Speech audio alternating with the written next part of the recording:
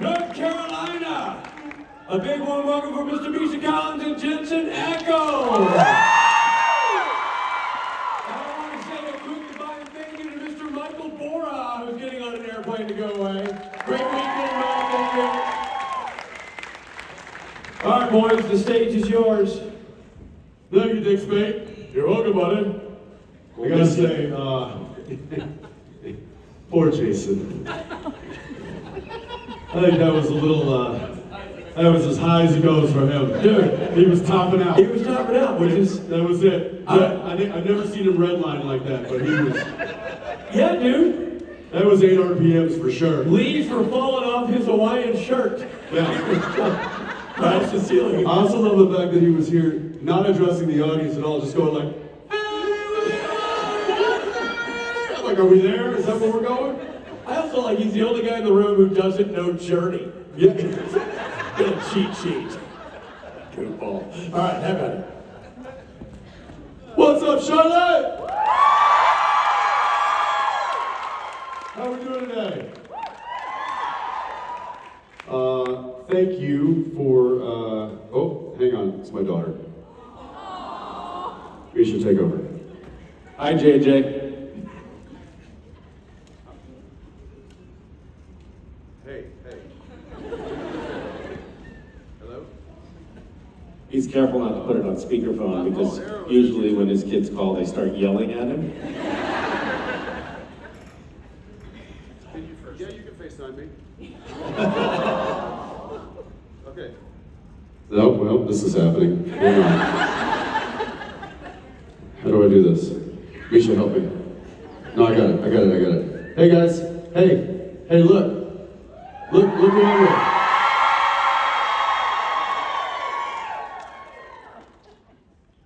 Daddy's working right now. What are you guys doing? What's up, Zeppy? Hey, buddy, look at all these people. Your Wi-Fi is terrible. Oh, connection's unstable. They hung up on you. Okay. Hey guys, I love you. Daddy's got to go to work. I'll call you back, okay? Oh, she said, hello, people of planet Earth.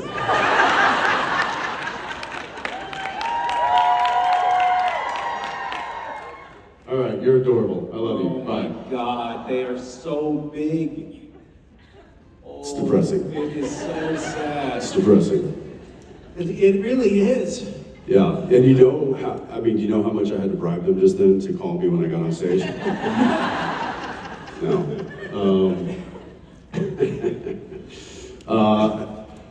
Hey guys, thanks for showing up and giving us a real reason to be here and be with you guys. I know some of you guys have probably been in quite duress over the past few weeks.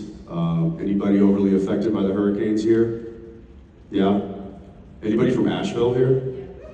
Yeah. Well, been thinking about you guys, been talking about you guys. Thank you to Misha for setting up a little fundraiser for you guys.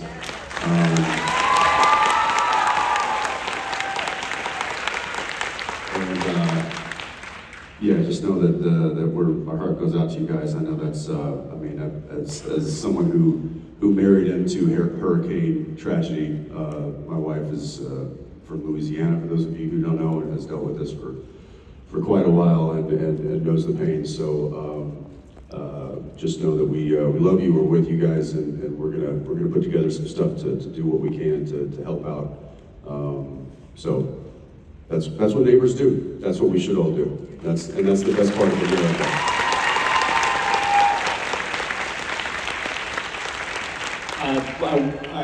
I don't think I talked to you about it, but I went out there on Thursday, and it was amazing to see the degree to which folks were rallying for their neighbors. I mean, of course, we're going to rally for our neighbors, right? But everyone out in the greater Asheville area had pretty much dropped everything to do everything they possibly could for their neighbors. And I mentioned this before, but talked to a lot of folks who had parts of their houses washed away.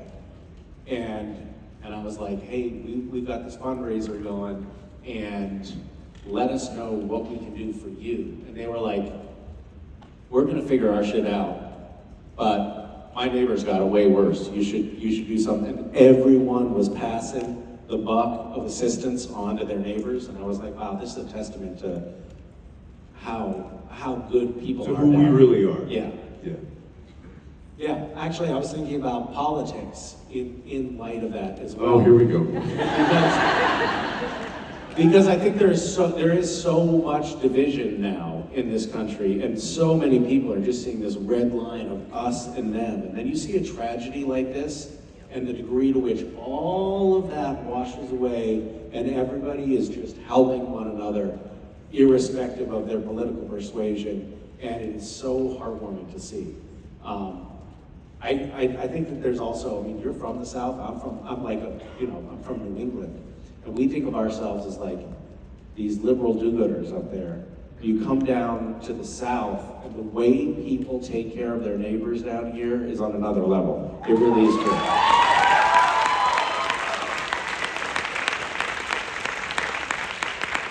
Sorry, I've got a call. Oh, you got a call. Yeah, no, this is witching hour, apparently. Yeah, no, it is. Hey, Jordan. You don't have to. What's up? Hey man, I can't talk right now. Okay. Can I give you a call back later? Yeah, that's fine. Okay, talk to you later. I'm good. That's your girlfriend? That wasn't really terribly good material, was it? No, it wasn't. I was It was hoping pretty for awesome. something like a little comic levity in there, and it was like a creepy sounding voice. Yeah. It sounded like my drug deal didn't go through just now. Yeah, man, I'll call you back. I got the shit.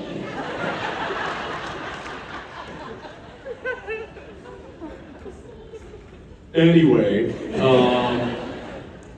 well, we're happy to be here. Thank you guys for being here with us. And again, like Misha said, I think that it's a beautiful time out of tragedy here in North Carolina, and just so happy that we could be here with you guys and maybe add a little light and a little levity and some smiles to some people who truly need it. So thank you for being here with us.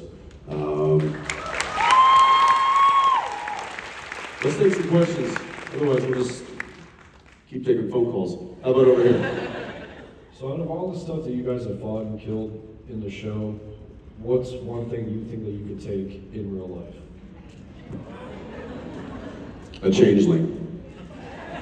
Just kick that kid in the teeth. Right? Yeah, that's good. I was gonna say a kindergartner. Small humans. That's what it boils down to. I mean, honestly, there's probably not a lot that we could take in real life if you know, we didn't have a trunk full of weapons or a trench coat on. What's The first thing that popped into my head was the Cupid, but then I realized, like, you remember the Cupid? Yes, it was very disturbing. But then it occurred to me like a big, hairy, naked man is actually probably kind of challenging to grapple with in the right way. You know, and he had like a sort of a glisten to him too. I don't know if you remember. Oh, he was oiled up. Yeah. Like it's like an oiled pig. It would be difficult to. So I don't know that I. Nobody wants to fight the naked guy. I'm gonna go back to kindergartner. Yeah.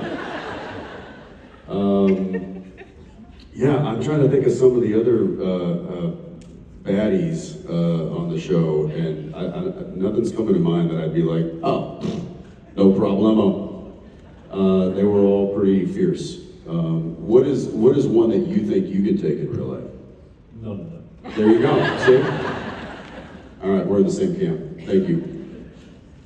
How you doing? Hey guys, do you have a favorite inspirational quote that means a lot to you or helps you get through difficult times? I used to have one that was that I read in a book. What we talk about when we talk about running, which by Murakami, which was pain is inevitable, but suffering is optional. And I thought, oh, that's a Jared nice... says that one all the I think I time. was like, well, that's a nice Jared one says to that say. one all the time. That's Jared's. You can't take that one. Well, Jared stole it You from and me, but then I have since jettisoned that quote because I actually don't think it's true. Because a lot of times, suffering is not optional. Sometimes life is full of suffering. And I think that it's like it sounds good, but it's not really true. A lot of times, life does have suffering in it, and that's just a fact of life. So I've given up on that one. And now Way to talk yourself out of a really good quote. So, right. So now there's nothing uplifting I have left. It's just life is suffering, and that's where I've left it. I got one for you. Okay. So these things can strike you from many different ways. I mean, you can read something in a poem or a book, or hear something in a movie. I heard something in a Lincoln commercial, and I've said this one before, so some of you have heard this. But it was Matthew McConaughey was doing Lincoln commercials, and another. It doesn't matter. So the quote is, and I actually, it hit me, and it was just, I was watching TV, and it came on, and it was a commercial, and I was like, wait, what? I spun it back, and I listened to it again, and I wrote it down, and I keep it written down next to a picture of my kids. And it says, taking care of yourself takes care of more than just yourself.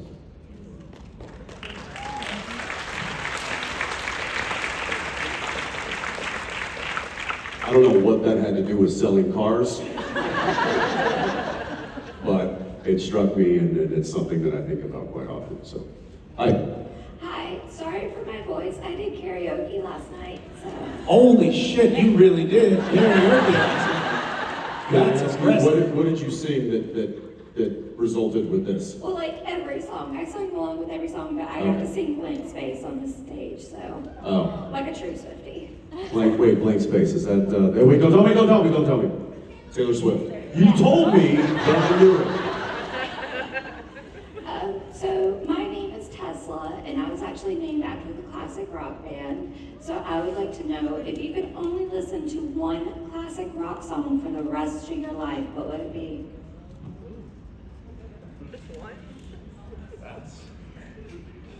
That's a tough question because the song that you love would then become the song that you hate. So maybe you're better off just starting with a song that you already hate. And learn to love it. Maybe that's the only way out of it.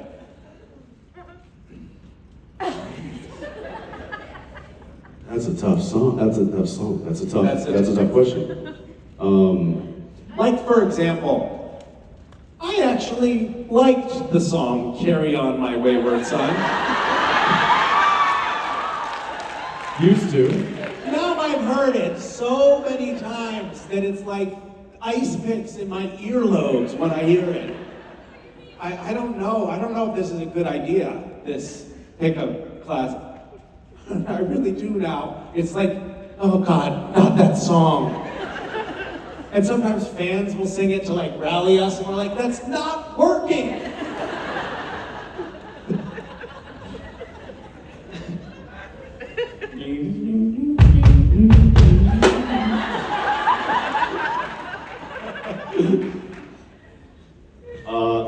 Man, I'm trying to think of like some big kind of like epic.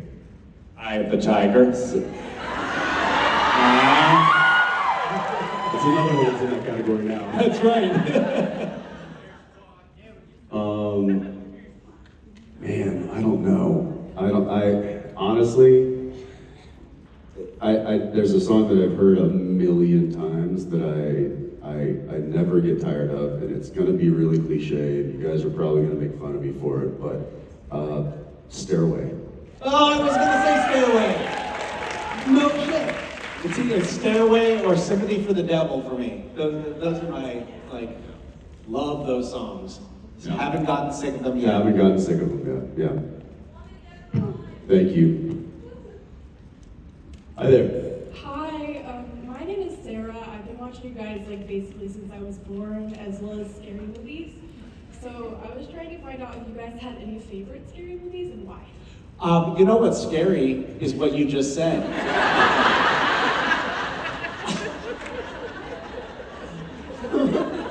Jensen walked into the trio photo ops with me and Mark Shepard today, and Mark and I were already standing there, and Jensen was walking in, and he looked at us and he was like, huh, we're really old. And I will point out one salient detail in this little transaction. There was no mirror there. He wasn't looking at himself. But He I was said just we. looking. I didn't say you. I said we. Yeah, I it was like included you were myself in that sugarcoating situation. it. Yeah, but you were looking at us. This is true. And and it was like you did a double take. You were like, huh. And then you said, we're really old, like you were inspecting something and then coming to that conclusion. And then you said we to somehow Offset. I was the gonna say help it slide in. But it didn't land great, much like your question didn't land great. How old are you? 21.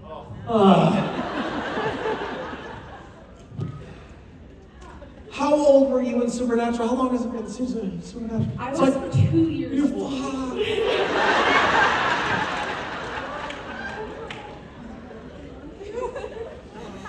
I don't even know what your question was because I got so upset by the preamble. Scary movie. I'm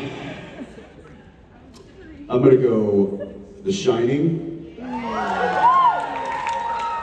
as number one.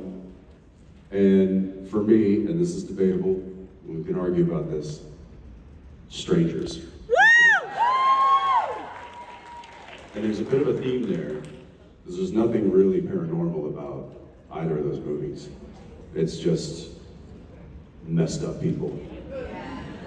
And that scares me more than anything, any bump in the night. Yeah.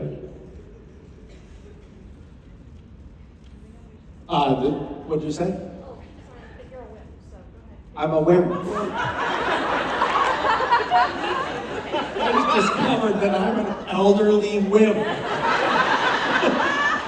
This has been wonderful for my ego today. I have a close third. Stonehenge Apocalypse too. That's Stonehenge Apocalypse. Very scary. I would say probably The Day After Tomorrow. I love a good nuclear holocaust film. That's not a scary movie. That's not a scary movie. It's a disaster movie. Which, by the way, know your audience, man. Not the time. Oh, elderly wimp who's out of touch.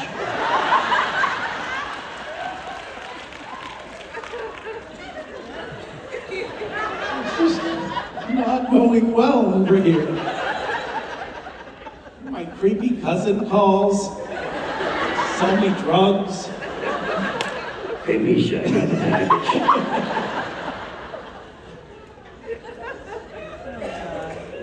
What is your favorite scary movie? I think at least the one that scared me the most was Hereditary. So it might be pick Oh, I don't even know that one. What is? Watch it. What's It's about grief, but I can't say anything else. Is it paranormal or is it? Yes, it's It is. Okay. The first movie that I saw in a movie theater, I was 6 years old, and my dad took me to my very first movie, and it was Invasion of the Body Snatchers. Yeah. Isn't that great? Yeah. That explains a lot. Thank you. Hi. Hi, this is kind of going off horror as well. In Supernatural, do you think Sam and Dean could take care of like Michael Myers, Jason, and Yes, easily. In their sleep.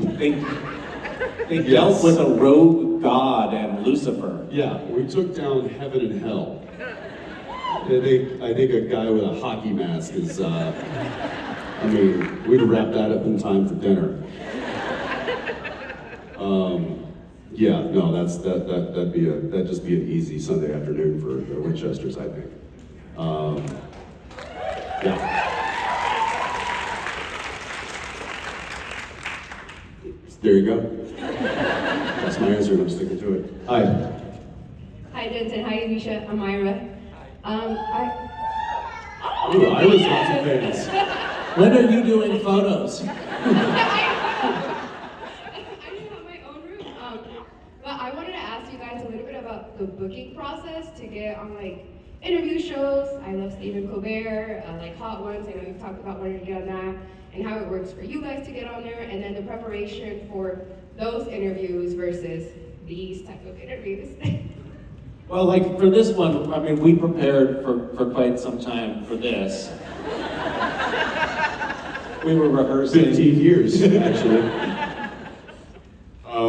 No, it's, and this is no secret, usually when you have something to promote, then you have a publicist or the studio publicist who then makes the phone calls to the various shows, to their booker people, and says, you know, we've got so-and-so, he's got something coming up, he'd like to come on the show, and so, and then once they're like, okay, great, we'll pencil him in for, you know, this date.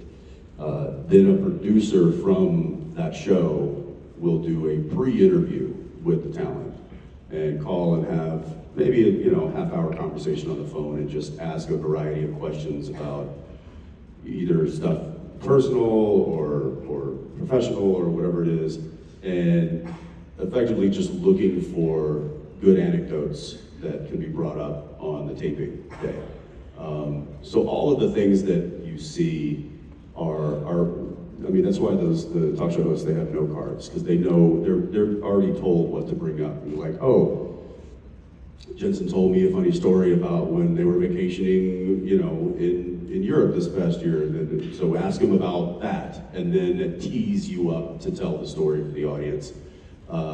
So even though it looks like you're just having a conversation with somebody, it's that there is 99% of the time it's kind of all pre-planned a bit. Now sometimes a really good talk show host, you know, might go off script and might dive into something else that maybe wasn't talked about, and a good guest will be able to kind of roll along with that.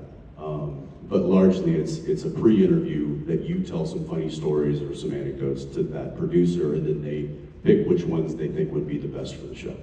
So that's kind of how that goes. I know it's not as glorious as it sounds, but that's how we do it. Well, and then for Misha, if you could talk about Larry King doing that. I thought that interview with Larry King really went off the rails, and I'm not sure. You didn't stick to the cards? No, and also, I'm not sure why I was there. I know that I was promoting a new season of Supernatural, but we ended up talking about like NASA and the scavenger hunt, and all sorts of weird stuff. And it was Larry King, which was kind of awesome, before he died, to get a chance to talk to him. But I think that he was as confused by my being there as I was. I think it was like one of those moments where it was like, I think we thought this guy was someone else. Like, how did he get in here? But then it was too late. We had to, you know, conduct the interview anyway. I think that's what happened. The booker fucked up. Thanks. Hey. Hey guys, first off, I just wanted to thank y'all for being a part of this show and making the show, you know, what it is. It's because of y'all that everybody in this room loves the show so much. And thank you, sir. Yeah, y'all helped me through a lot of dark times. I deal with a lot of mental problems from the military, and every time I cut the show on, it was like, you know, all the voices went away. And I still watch it damn near every day to this day, because it's what helps me. It fills my mind.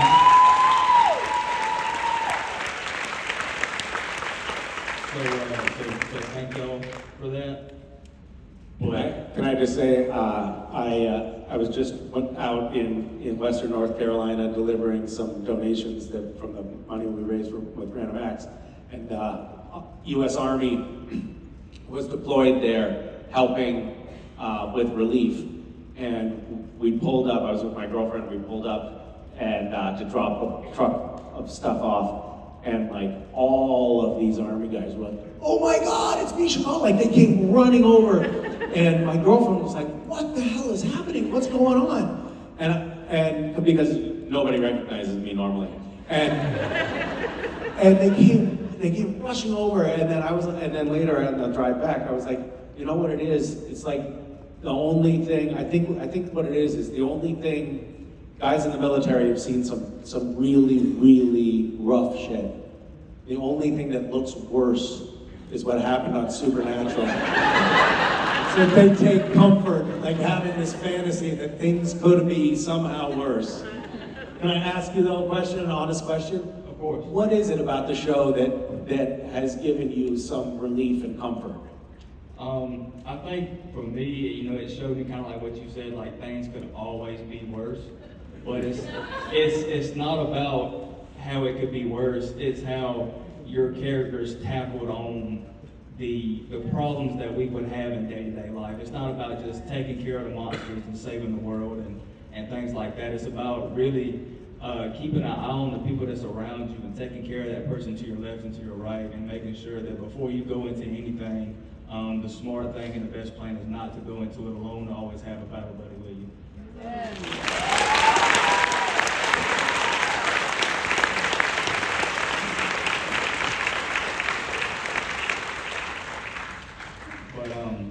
So my question, my question was for the both of y'all, what characteristics or like traits do you have in common with your characters from the show?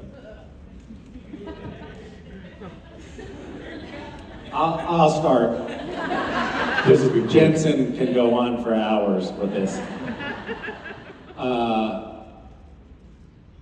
When I started on the show, the Castiel character was written like a real tough, badass warrior. And the writers and producers saw what I did with that material and my performance, and they modified it a little bit. Well, it's much like Larry King going, I think we got the wrong guy.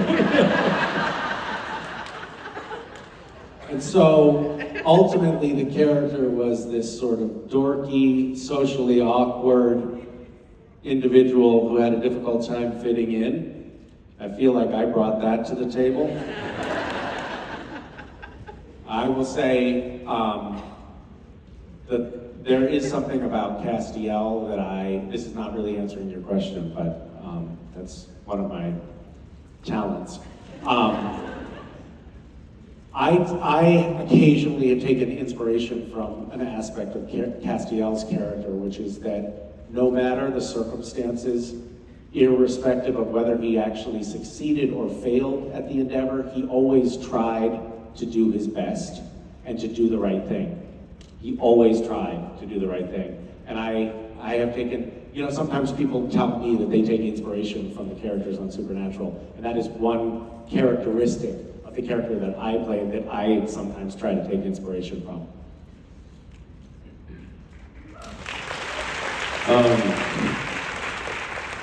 First off, thank you for your service, my man. What's your name? Evan. Evan, thank you for that.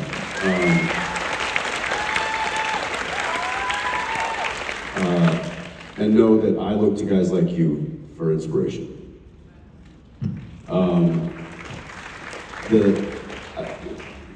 Like Misha said, I could go on quite a bit about the similarities between myself and Dean. Also, the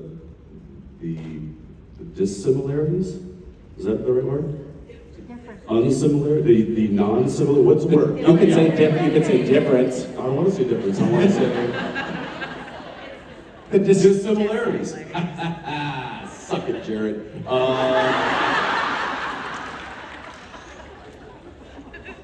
We like the same music. We like old cars. But I think deeper than that, I have a deep-rooted need to take care of the people that I love. It's one of the reasons why that quote that I said a minute ago, taking care of yourself takes care of more than just yourself. So that reminds me that, oh, by taking care of myself, I can also take care of other people. Because that's how I had to kind of switch that in my mind, where it's like, I don't need to take care of myself, I need to take care of everybody else. But you have to take care of yourself. But by doing that, it gives you, it makes you able to do the things that you want to do, which is take care of other people. So I think Dean fell victim to that same thing quite a bit, and wasn't too concerned with himself, but was always concerned about the people surrounding him. The brother to your left, the brother to your right. So that is certainly one thing that I always loved about that character, because I felt the same way. There's another thing that was similar between Dean and you, which is it came up when we did that Western episode, which is that you both like to dress up like cowboys. Remember, it was like Creaser, our cameraman, and I made eye contact. Like, I think it was a scene where Dean was getting excited about his cowboy hat. Remember that? And Creaser and I were like, I don't think it's Dean that's excited. I don't think he's acting. I don't think he's acting. Well, we both have bow legs. So there you go. Thank you, Evan. Appreciate you. Hi. Hi. First off, I just wanted to say thank you guys for giving me and my daughter like the best weekend ever, because this has been amazing. And I actually wanted to ask Jensen the same thing I asked Misha yesterday, which is, what's the best concert you've ever been to?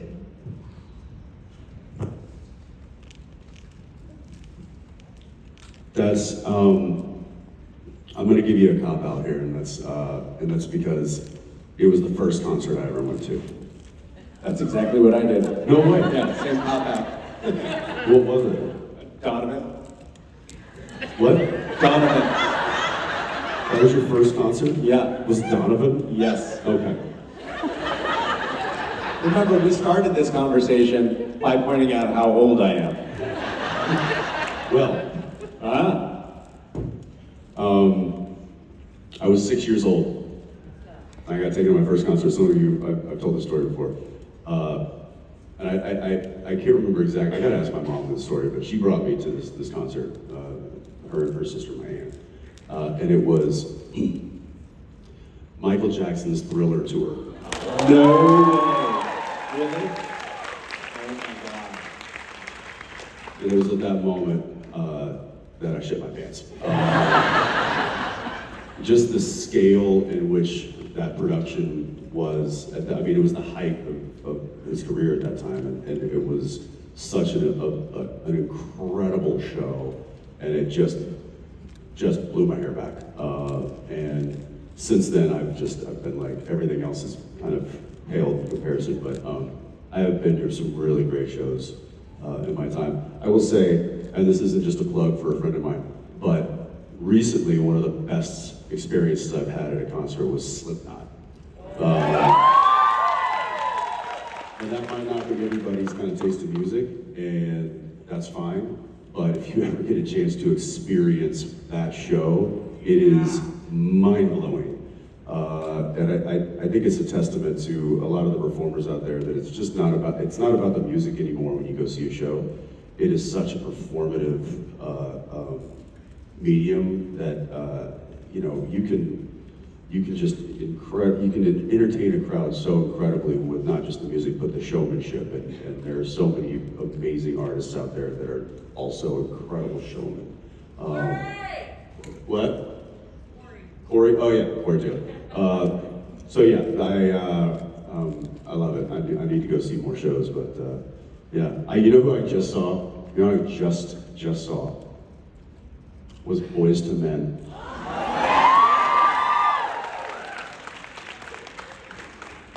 So did I. That's the last concert I saw. Are you serious? Yeah, like a month ago. Well, because they're part of a music festival, so they're doing their music festival. But it wasn't just them. There was a whole bunch of different artists, but oh my God, that brought me straight back. I got a photo. I have a photo with them. Straight back to middle school. I was like, I I think I danced senior prom to Into the Road. Yeah, that's hilarious. What's your favorite concert that you've ever been to? And have you ever taken your daughter to a concert? Well, what I told Misha yesterday was Gracie Abrams. We just saw her and we loved her. Okay. But yes, I've just gotten her and my son. I took them to see Mitski 2 years ago, and we've gone to 2 since then. And we've seen Gracie, and she and I went and saw Taylor Swift last summer. You saw the Eras tour?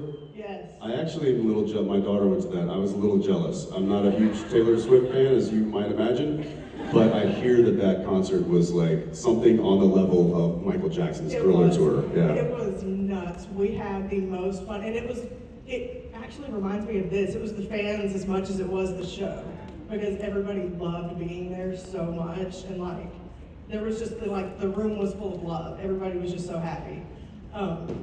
But I'll switch my answer from yesterday in that I love Better Than Ezra. It's my favorite band, and I've seen them probably 30 times. And so if they come within like a 5-hour radius of where we live, I'm there because I love them. That's great. It's a good band. I heard something recently. There's a comic I forget his name, but he was doing a podcast or something. He was like, I got dragged to this Taylor Swift concert, this Eras tour thing, and I don't know any of that music, but I went. My girlfriend wanted to go, and he was like 5 minutes in. He was like, I knew you were watching, like just going. He's like, I'm in love. So I don't know. I kind of hope I get to see that before it ends, but I probably won't, and that's fine. Thank you. Hi. Hi guys, how are you? Good. Great. So I was wondering, outside of acting and all that you've done in your career, what is the legacy you want to leave people with? Outside of a career? Yes, outside of your acting career. Are you talking about our funerals? Oh no, like what you want to be remembered. I do a lot of end of life care, and so I see. So and seeing us made you think of that. I'm old too. Here Right? in your final chapter, gentlemen. Now that you're moving into your final chapter, Looking back on your long lives.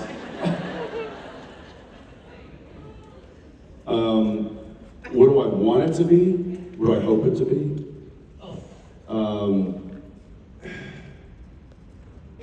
I mean, this might sound simple, but to be a good person. That I made a difference in people's lives in a positive way. That I left the world a little brighter than it was before I came. That's what I hope.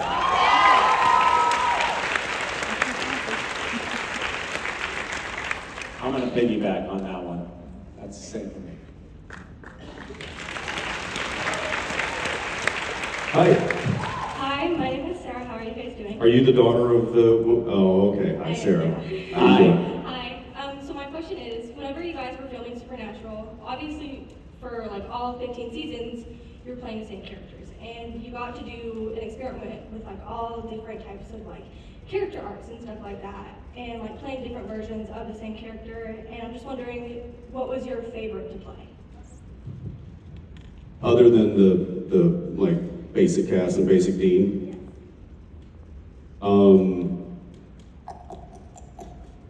Probably Michael.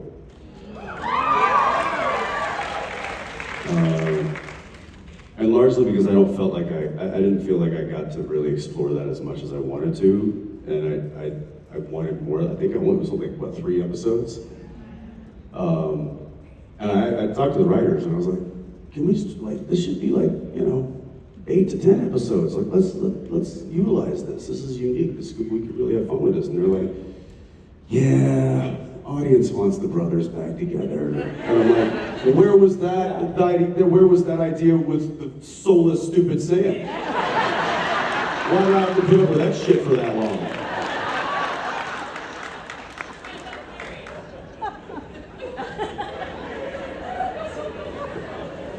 That's true. I'm not bitter.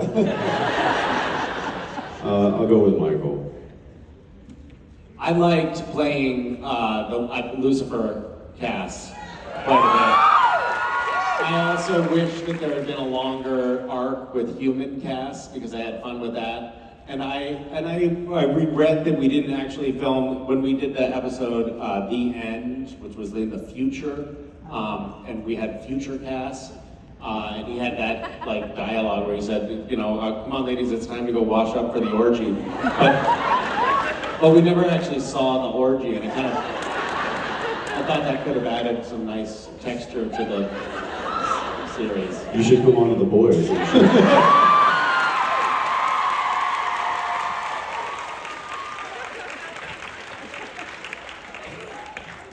You'd see it then.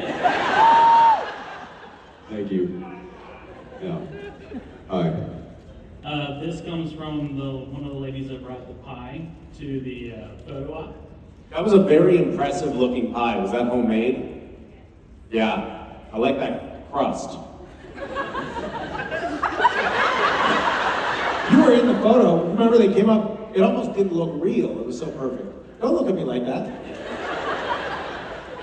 Did you not take note of... What? So the question is, Thank you. If you had the powers of the Untouchables, which era would you go visit? Which era? What would you go back to?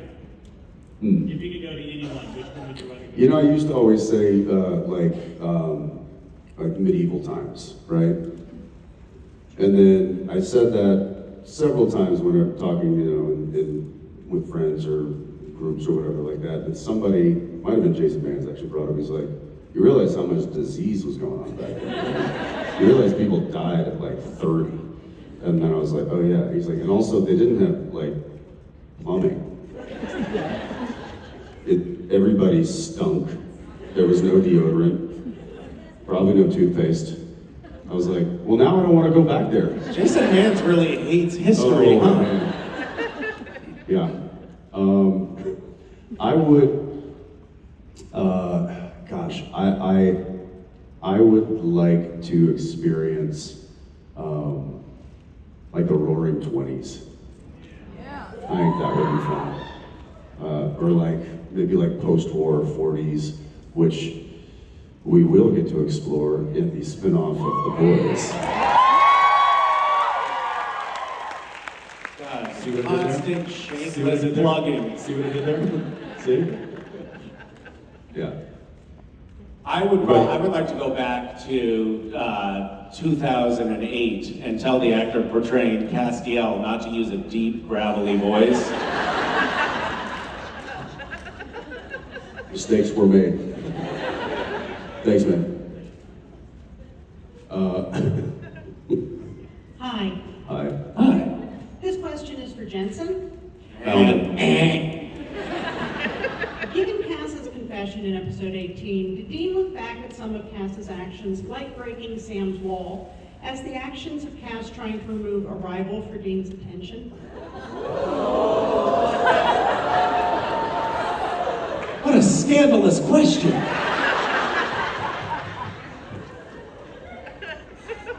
What?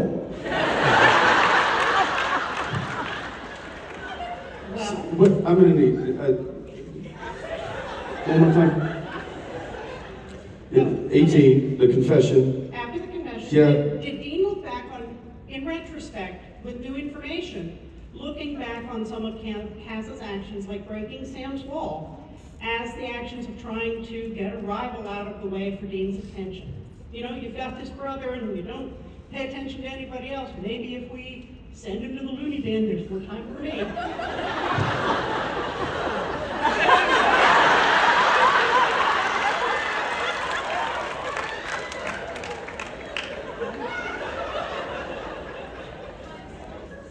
It's a freaking minefield I'm about to. I've always wanted to watch you get canceled. I got it. No. And here's why. Because I don't believe that Cass would have ever thought that by removing Sam, from Dean's life would have any positive aspects.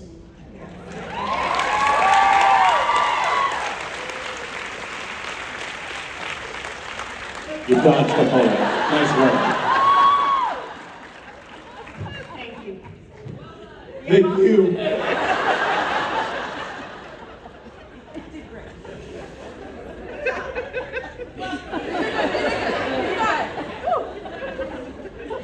That was a close My one. mouth is dry now. What's up? Hi, my name's Bella. I just wanted to start off and say thank you guys so much for being here and for doing your jobs phenomenally, like bringing the characters to life. It really means a lot, I mean, as you can see. And my question was, out of all the guest stars on the show, which one were you most excited or nervous to work with? I guess you're not a guest star. Most excited and nervous, or nervous? Or nervous. Nervous?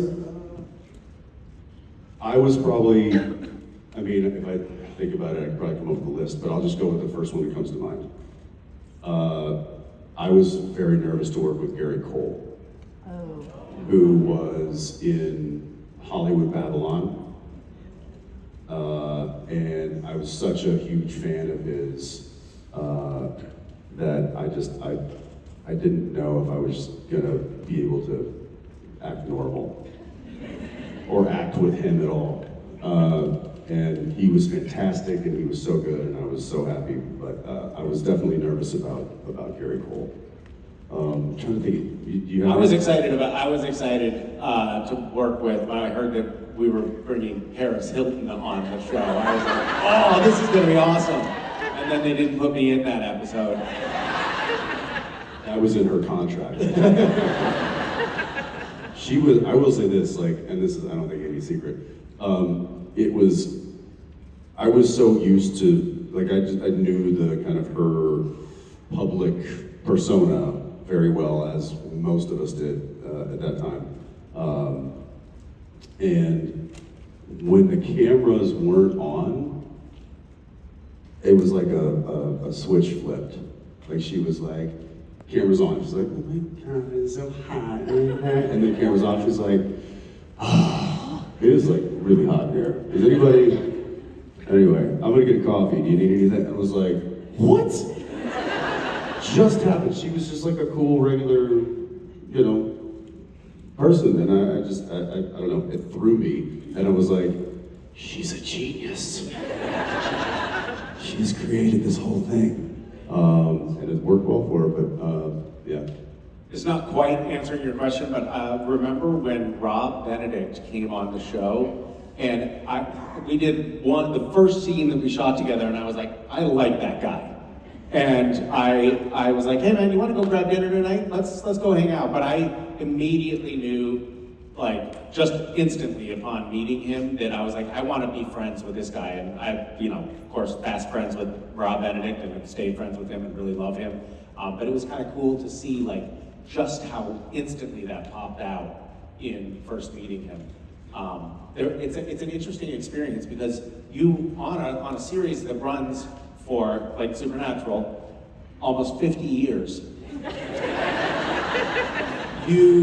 you have so many guest stars that come through, and there's so many people that it's almost hard. Like, you asked this question, and our brains are like running through this Rolodex of so many people that we met. But there are a handful of people that just pop out. Like, they pop out from the crowd right away. Adam Fergus was another one. Like, as soon as I met Adam Fergus, I was like, oh, I love this guy.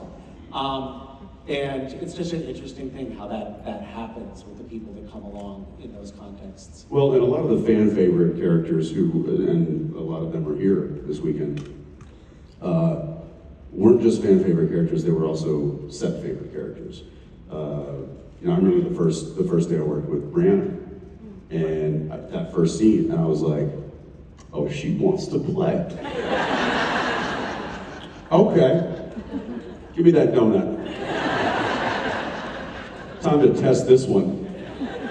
And you just, when people come in and come through the door that just have a certain a certain thing about them that make them elevate what we're doing that day.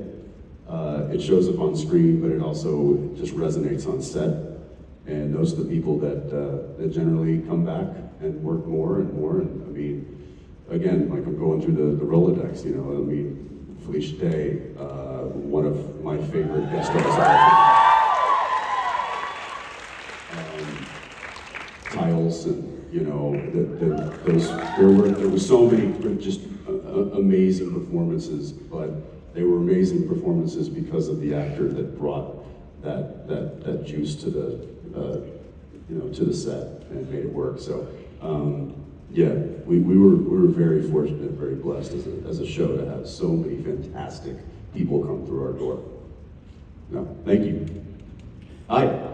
Hello, my name is Juliana. Hi, Juliana. So I'm from Lebanon, and coming from a country filled with corruption, watching the corruption on The Boys really got to me. And I was wondering how you feel about the parallels between the shows you were on and like the state of the world. Well, I think it's no surprise that Eric Kripke is somehow some magical wizard and has some sort of a crystal ball, because the stuff that he writes somehow, I mean, he must be tied in with the Simpsons folks.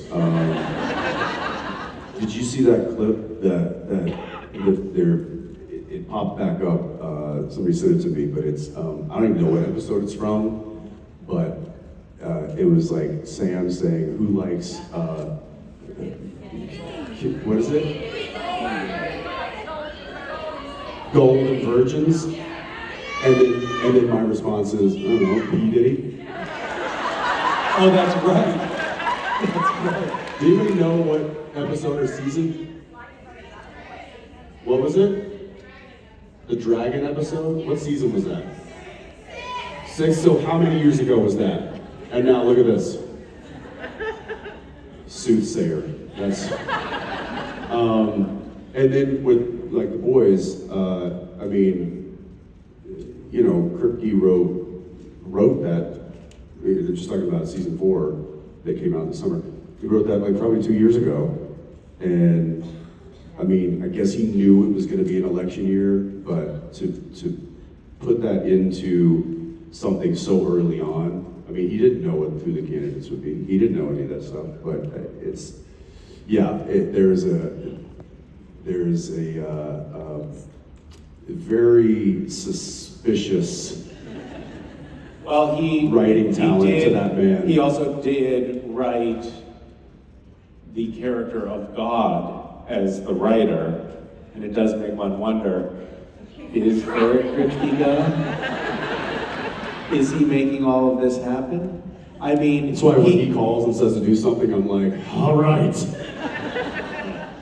He frames The Boys as a parable of MAGA America, but it also makes you wonder, wait a minute, is he actually behind MAGA America? Like, what's really going on here? I think that Eric also has been able to, like, he's a very political person, and Supernatural being on the CW, which had all kinds of limitations, like, you know, you couldn't even graphically decapitate somebody on the CW. You had to like show the head fall separate from the body. Well, there's things called standards and practices, which applies to broadcast television. Like there's certain things you can't say. Obviously, you can't use expletives. There's what? Somebody? Hello? Oh, are you talking? Where the hell did you come from? Well, you better announce yourself, you sneak up behind me like that. That's a good hook to the face. Hang on real quick before we, but now I lost my train of thought. What was I saying? Standards and practices, yes. And so there's a lot of things. One of the things you can't point a gun at somebody's head on broadcast TV. I was just doing a shot on Friday night, where I had literally a gun to my head, and they were like, ooh, wait, can we? And we're like, oh no, we're on Amazon, we can do whatever we want. Which, since we're wrapping it up here, I do want to say something real quick. I was talking to So I'm doing this new show called Countdown, and I'm talking to my cast, and I'm telling them, they're like, what are you guys doing this weekend? And people are like, oh, going to dinner with so-and-so, or oh, I think we're gonna go, for a hike, or what are you doing, Jensen? I'm like, flying to Charlotte. And they're like, what? Like, yeah, like, are you doing another one of those things? What? How? First, are you crazy? And then second, like, what is this? What are you doing? What is this world? So would you mind, guys, if I take a little video and bring it back to the past and just show them what a crazy world we all have decided to be a part of here? Okay, I'm gonna start here. Hey guys, it's your boy. What's up? I got a few people here outside.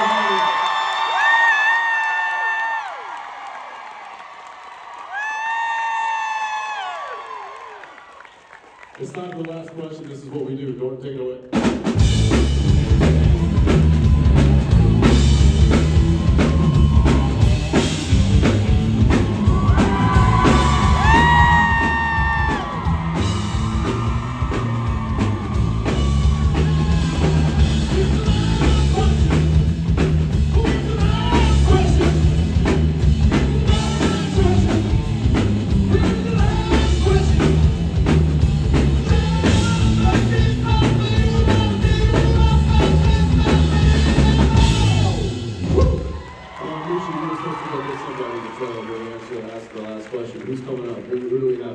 If Misha It's this way. mentions, Misha, have you ever done this before?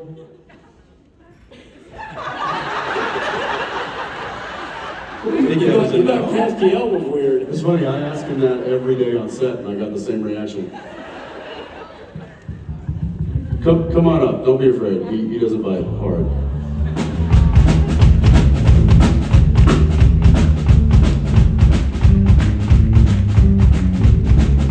Have a seat.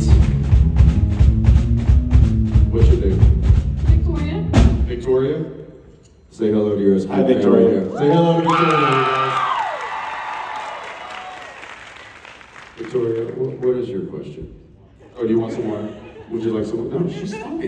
Take it easy. I just opened it. Quit crowding her.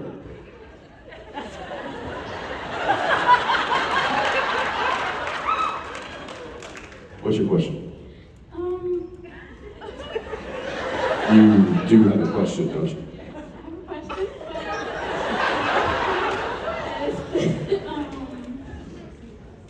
If you don't mind me asking, I was going to ask, can you sing a little bit of Simple Man while I'm up on stage?